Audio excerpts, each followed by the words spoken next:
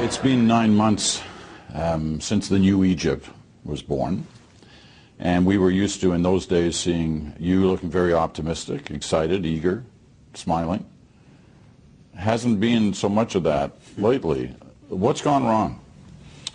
Well, the biggest mistake was that the young people who did the revolution with a lot of good intentions, left the scene, and the scene was then hijacked by religious activists, I want to call them extremists. All the good notions, the good principles, the fight for freedom and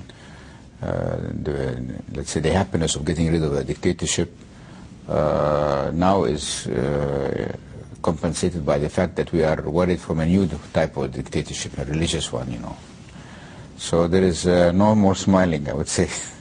I mean, we're all the liberal parties, we are newly born, 6 months old, and we're getting into a fight against a coalition of religious forces that have been in preparation for that day for 8 years. They are well organized, well funded from Qatar and Saudi Arabia. We are coming 6 months old, we are not funded at all, we have very limited resources. And we're supposed to go. You've got lots of resources. You're not. Well, I cannot pay the bill for the whole country on my own. The Muslim Brotherhood has received $100 million from Qatar during the revolution. So that's a lot of money. I mean, how can you match that? But you're worried if this continues along this path that Egypt could become another Iran. Yes, I am. Because of the religious connection. Yeah, not only the religious. If they abolish the civil nature of the country and they decide for a religious country that has a religion, is governed by religion, and mainly it's an Islamic religion, so also, even as a Christian I would feel uncomfortable, let's say, from accepting such a reign, What do you want the West to do? They could have supported the liberal parties, they have done nothing to support them.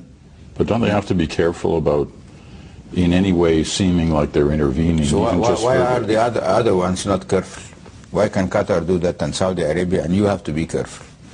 Either you prevent them from doing what they're doing, or you don't be careful. Take us into the world after the election for a moment. If a Muslim Brotherhood party wins this election, is there room still in that Egypt for you? We will fight till the end. So much of what you said in this interview leaves one going, is this really working, the Arab Spring? Is it working? No, it's not working. Anywhere?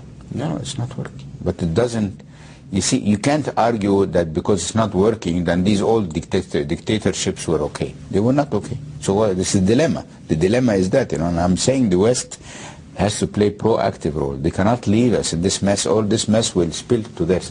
But what's a proactive role? What do they have to do? The proactive role is to go and see whoever is in charge in these countries, tell them, look, we will not condone a religious regime. It's not interference. We will not condone treating minorities unfairly. We will not condone the non-rule of law and justice. Your countries have to adhere to the United Nations main principles, the human rights principles. Any deviation for that or that, we will interfere.